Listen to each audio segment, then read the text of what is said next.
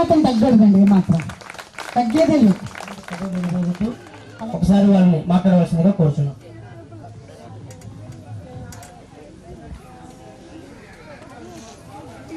వేదికని అలంకరించిన పెద్దలందరికీ కూడా హృదయపూర్వక నమస్కారాలు తెలియజేస్తూ,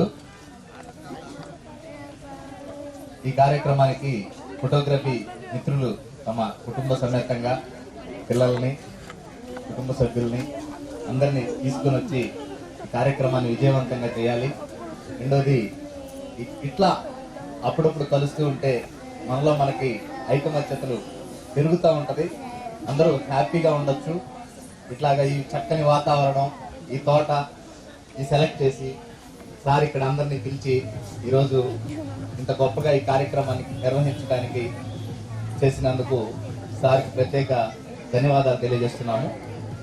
అయితే మిత్రులారా, ఈ ఫోటోగ్రాఫర్స్ లేని ఊరుండదు, వీధి ఉండదు. అతను లేకపోతే ఏ ఇంట్లో కూడా శుభకార్యం పరిపూర్ణతని సాధించుకోలేదు.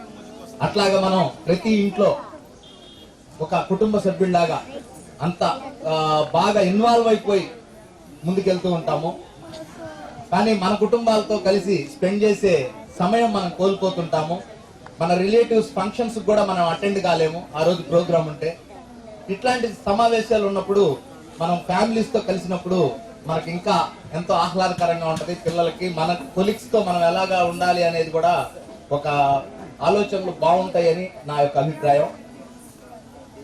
అయితే బాస్ అసోసియేషన్ వారు, Bezawada outdoor photo studios association వారు ఈ కార్యక్రమాన్ని రాష్ట్ర హెడ్ క్వార్టర్ అయిన విజయవాడలో ఈ విధంగా ఇంత పెద్ద కార్యక్రమాన్ని చేస్తున్నారు. అయితే ఆల్రెడీ వీళ్ళు ఇదివరకు నుంచి కూడా ఎన్నో సేవా కార్యక్రమాలు చేశారు. కరోనా టైంలో ఎప్పుడు కని విని ఎరుగని విధంగా ఒక ఫోటోగ్రాఫర్లకి, ఆపదలో ఉన్న ఫోటోగ్రాఫర్లకి చెక్కులు కూడా డిస్ట్రిబ్యూట్ చేశారు. అంటే డబ్బులు, అంటే క్యాష్ రూపంలో సహాయం అందించిన ఘనత ఈ యొక్క అసోసియేషన్ కి దక్కుతుంది. కరోనా టైంలో ఎన్నో అసోసియేషన్లు, ఒక ఫోటోగ్రాఫరే కాదు, ఏ వృత్తికి సంబంధించిన అసోసియేషన్ల వారైనా నిత్యావసరాలు పంపిణీ చేశారు. అలాగనే బాస్ అసోసియేషన్ తరఫున కూడా సుమారు 200 కుటుంబాలకు పైగా వారు నిత్యావసరాలు పంపిణీ చేయడం జరిగింది. మన సోదరుల్ని కాపాడుకోవాలి, ఏదైనా సమస్యలుంటే తీర్చేదానికి మొదటిగా రాష్ట్రంలో ఒక నెంబర్ 1 వ్యక్తిగా బాస్ కనపడతాడు. బాస్ అని ఎందుకు అంటున్నానంటే, ఆ షార్ట్ కట్ లో అసోసియేషన్ బాస్ వెల్ఫేర్ అసోసియేషన్ అంటారు. నిజంగా ఒక బాస్ చేతిలో ఉంది ఆ అసోసియేషన్. అతన్ని వెనకుండి నడిపిస్తున్న అతని కమిటీ సభ్యులు ఎవరైతే ఉన్నారో వాళ్ళందరికీ హృదయపూర్వక అభినందనలు. ఈ రోజు ఆయన వెనక ఉండే వాళ్ళందరూ ఎంత మోటివేషన్ గా అతన్ని ముందుకు నడిపిస్తున్నారనేది ఆయన చేసే ప్రతి కార్యక్రమం దాన్ని బట్టి అర్థమవుతుంది.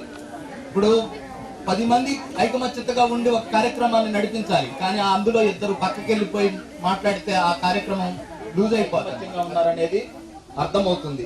ఎన్నో కార్యక్రమాలు చేస్తున్నారు కాబట్టి. ఒక జిల్లా అని లేదు, ఈ స్టేట్ అని కూడా లేదు, పక్క స్టేట్ అని. ఒక తెలుగు ఫోటోగ్రాఫర్ ఎప్పుడైనా ఆపదలో ఉన్నాడని అతనికి ఏ గ్రూప్ లో అయినా సరే తెలిస్తే, అతని సమస్య ఏంటని తెలుసుకొని ఆ ప్రాంతానికి వెళ్ళడం కానీ, లేదా వాళ్ళతో ఫోన్ లో మాట్లాడడం కానీ, ఎన్నో సమస్యలు ఫోటోగ్రాఫర్లు కస్టమర్లతో ఎదుర్కొన్న సమస్యలు కానీ, లేకపోతే ఫోటోగ్రాఫర్ హెల్త్ పరంగా ఏదైనా సమస్యలు వచ్చినా కానీ చాలా విషయాల్లో సార్ అండదండగా ఉండి ఎంతో మందికి మేలు చేసిన విషయం నాకు తెలుసు. ఇక్కడ ఉన్న మిత్రులందరికీ కూడా తెలిసిన విషయమే. కానీ తెలిసిన విషయాలు మళ్ళీ మళ్ళీ మనం చెప్పుకున్నప్పుడు ఏమవుతుందంటే, ఇక్కడికి వచ్చిన కొత్త వాళ్ళు ఎవరైనా ఉంటే తెలుసుకోవడానికి, మన గ్రూపుల ద్వారా తెలుసుకోవడానికి, ఇలా ఉండాలి, అసోసియేషన్ అంటే ఇలా ఉండాలి, ఒక నాయకుడు అంటే ఇలా నడిపించాలనే విధంగా ఆదర్శంగా ఉంటదనే ఉద్దేశంతో గుర్తు చేసుకుంటున్నాం. మనం ఇక్కడికి రాష్ట్ర వ్యాప్తంగా పెద్దలు చాలా మంది ఇచ్చేశారు. మన రాష్ట్ర అసోసియేషన్ ప్రెసిడెంట్ వీరేంద్ర గారు ఉన్నారు, అలాగే తుని చిన్ని గారు ఉన్నారు, మన పిఎస్ఆర్ మూర్తి గారు. ఆయన నిజంగానే అన్నదానం, ఆయన చేసే ప్రతి ఫోటో, ఒక ఫోటోగ్రాఫర్ లో ఇంతటి మానవత్వం, ఇంత హృదయం ఉన్నదని అనిపిస్తుంది. ఒక రోజుని కాదు, 2 రోజులు, అసలు ప్రతిరోజు నిత్యం ఎంతో మంది, కొన్ని లక్షల మందికి అతని చేతితో అన్నం పెట్టే భాగ్యం అతనికి దక్కింది. అట్లాంటి మంచి హృదయం ఉన్న ఫోటోగ్రాఫర్లు మన వృత్తిలో ఉండటం, మన సీనియర్లుగా ఉండడం, వాళ్ళ దగ్గర నుంచి మనం నేర్చుకోవడానికి ఎంతో ఉపయోగపడుతుంది. అయితే ఫోటోగ్రాఫర్ కి ఏం కావాలి అనే దాని గురించి నేను ఆలోచించినప్పుడు, అంటే ఎక్కువ మాట్లాడచ్చా, ఇబ్బంది ఏం లేదా, బోర్ కొట్టిస్తున్నారా అలాంటిది ఏం లేదు.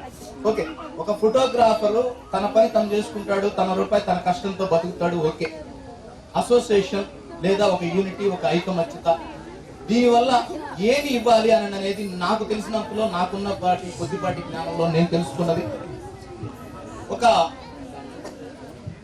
హెల్త్ పరంగా ఏదైనా ఒక టైం అనేది లేకుండా ఫుడ్ మనం అందరు తింటారు 5 దాకా, కానీ ఫోటోగ్రాఫర్ భోజనం చేయడానికి కుదరదు. నైట్ 12, 1 గంట ఆ టయానికి వెళ్తాడు భోజనం తిందామని, అక్కడ దొరకదు. ఆ టయానికి తిన్నా అరగదు. ఇలాగ రకరకాల సమస్యలతో బాధపడుతుంటాడు. అందువల్ల ఈ వీడియోగ్రాఫర్ గారు ఇప్పుడు అంతమంది కూర్చున్నాం మనం, ఇతను అక్కడ నిల్చొని అంటారు, ప్రోగ్రామ్ అయిన దాకా నిల్చోవాలి. ఇదే పని ప్రతి ఫోటోగ్రాఫర్ చేయాలి, తను ప్రతిరోజు చేసే పని అది. 40 years అంటే మినిమం 15 లేదా 20 సంవత్సరాలు, ఒక యుక్త వయసు నుంచి 40 ఏళ్ళు వచ్చేసరికి అతనికి బ్యాక్ పెయిన్ కానీ రకరకాల సమస్యలు అతనికి వస్తాయి. ఇక తర్వాత చేయలేరు అతను నిల్చొని ఈ విధంగా ప్రతి షాట్ ని కరెక్ట్ గా తీయాలంటే అతని వల్ల కాదు. కాబట్టి దీపం ఉండగానే ఇల్లు చక్కదిద్దుకోమన్నట్టుగా మనం వయసులో ఉన్నప్పుడు పర్ఫెక్ట్ గా మనం బాగా ఫీల్డ్ లో రన్నింగ్ అవుతున్నప్పుడే 10 రూపాయలు సంపాదించుకోవాలి. ఆ విధమైన గైడెన్స్ అసోసియేషన్ నుంచి ఇవ్వాలి. మొదటిగా ఎన్నో రకాల ప్రింటింగ్ సెక్షన్ లో కానీ, మిక్సింగ్ లో కానీ ఎన్నో రకరకాల విభాగాలు ఉండటం వల్ల ఏ అసోసియేషన్ కూడా ఇది ఎంతకే తీయాలి అని దాన్ని డిసైడ్ చేయలేదు. ఎందుకని అంటే మనది కళాత్మకమైన వృత్తి కావడం చేత ఈ ఫోటో ఇంత అని చెప్పడానికి లేదు, డిసైడ్ చేసే పరిస్థితి లేదు. కానీ ఇంతకి తీయకూడదు అని మాత్రం చెప్పచ్చు. ఇంతకి తక్కువ తీయకూడదు అనేది ఒక స్లాబ్ అనేది మనం వేసుకోవచ్చు. ఎక్కువ తీసుకోవాలి, ఎంత తీసుకోవాలి, మనం ఎంత సర్వీస్ ఇస్తున్నామో, ఎలా చేస్తున్నామో దానికి తగ్గ ఆదాయం అనేది మనం చూసుకోవాలి. ఈ యొక్క సలహాలు, సూచనలు ప్రతి అసోసియేషన్ లో మండల స్థాయి నుంచి రాష్ట్ర స్థాయి వరకు అన్ని అసోసియేషన్ల నాయకులు దాని మీద దృష్టి పెట్టి 3 నెలలకి ఒక్కసారైనా మీటింగ్ తమ సభ్యులతో నిర్వహించి ఈ కొత్త మోడల్స్ ఇవి వచ్చినాయి, వీటితో తీసేవాళ్ళు ఇలా ఉండాలి, ఈ విధమైన రేటుకు తగ్గకుండా తీసుకోవాలని ఒక గైడెన్స్ అనేది ఇవ్వగలుగుతుంటే కొంచెం రేటు నిలబడ. చాలా మంది మిత్రులు ఇబ్బంది పడుతూ ఉంటారు, కాళ్ళు చేతులు పోయి కోమాలోకి వెళ్ళిపోయి డెత్ జరిగిన సంఘటనలు కూడా ఉంటున్నాయి. మరి అట్లాంటి పరిస్థితుల్లో వాళ్ళని ఏదైనా పూర్ ఫ్యామిలీస్ ఉన్నప్పుడు వాళ్ళకి ఏదైనా సహాయ మార్గాలు చేయాలంటే అసోసియేషన్ ద్వారా జరగాలి. ప్రతి జిల్లాలో కూడా ఇట్లాంటి కార్యక్రమాలు ముందుకు తీసుకెళ్లాలని కోరుకుంటున్నాం. ఇక 3వ పాయింట్ నేను అనుకునేది, ఐకమత్యంగా 22 ఏళ్ళు అయింది, నాకన్నా 30 ఏళ్ళు 40 ఏళ్ళ నుంచి ఉన్న వాళ్ళు ఉన్నారు స్టేజ్ మీద. ఈ 20 ఏళ్ల క్రితం నేను ఫీల్డ్ లోకి వచ్చిన కొత్తల్లో ఏ ఫోటోగ్రాఫర్ అయినా ఒకరికొకరు కనపడితే ఆప్యాయంగా పలకరించుకునే సందర్భాలు చూశాను. ఇప్పుడు 20 సంవత్సరాల తర్వాత అది తగ్గిపోతుంది. ఫోటోగ్రాఫర్ అటు వస్తుంది, అక్కడ ఉంటే రెండో అతను ఇంకొకటికి వెళ్ళి పని చూసుకుంటాడు. అలా ఉంటుంది, అతనితో పలకరించాలి ఏమని చాలా మందిని గమనిస్తున్నాం. ఆ కమ్యూనికేషన్ స్కిల్ అనేది తగ్గిపోతుంది. అందువల్ల అది ఉండకూడదు. దాన్ని ఎవరైనా అలవర్చుకొని రాబోయే జనరేషన్ అంతా కూడా ఇంకా ఐకమత్యతను పెంపొందించుకునే విధంగా ముందుకెళ్లాలని కోరుతున్నాం. కానీ ఫోటోగ్రాఫర్ల కోసం ఫోటోగ్రాఫర్ల సహాయ నిధి అని నేను ఒక 9 నెలల ఉండడం వల్ల కేవలం ఆ జిల్లాకి మాత్రమే పరిమితం చేశాను. ఇప్పుడు దాన్ని రాబోయే రోజుల్లో రాష్ట్ర వ్యాప్తంగా ఫోటోగ్రాఫర్లందరికీ అది రిజిస్ట్రేషన్ చేసి, త్వరలోనే, ఇంకా రిజిస్ట్రేషన్ చేయలేదు, త్వరలో దాన్ని రిజిస్టర్ చేసి దాని ద్వారా ఎంతో మంది కుటుంబాలకి సేవ చేయాలని ఒక మంచి సంకల్పంతో మొదలు పెట్టాము. ఇప్పటికి 204 మంది ఫోటోగ్రాఫర్లు ఆ సహాయ నిధిలో సభ్యులుగా చేరారు. ఇప్పటికి ఇద్దరికి అంటే దాదాపు మనం ఈ సర్వీస్ మోటివిటీలో ఉండే ఒక సుమారు 10 కుటుంబాలకి హెల్ప్ చేయించడం జరిగింది. ఏదైనా కావచ్చు, సమస్యలు రకరకాల సీరియస్ కండిషన్స్ లో ఉన్నప్పుడు ఈరోజు మళ్ళీ వాళ్ళు కొనసాగుతున్నారు మన వృత్తిలో. అలా ఎవరికైనా ఏదైనా కష్టం వస్తే మనకి మన అసోసియేషన్ ఉంది, మనకి ఇక్కడ సమస్యని సాల్వ్ చేయగలరు, ఒక సలహా ఇవ్వగలరు మనకి అనే ఒక ధైర్యాన్ని, ఆత్మస్థైర్యాన్ని ఫోటోగ్రాఫర్లలో నింపాలని దానికోసం ప్రయత్నం చేస్తున్నా. అలాంటి ప్రయత్నంలో కొనసాగుతున్న పెద్దలందరికీ కూడా హృదయపూర్వక నమస్కారాలు తెలియజేస్తూ సెలవు తీసుకుంటున్నాను. వివిధ సేవా కార్యక్రమాలు నిర్వహిస్తున్నారు. ఓకే, సేవా స్థుతి మా సోదరి చేతుల మీదుగా అపాయింట్మెంట్ అందజేస్తున్నాం. నెక్స్ట్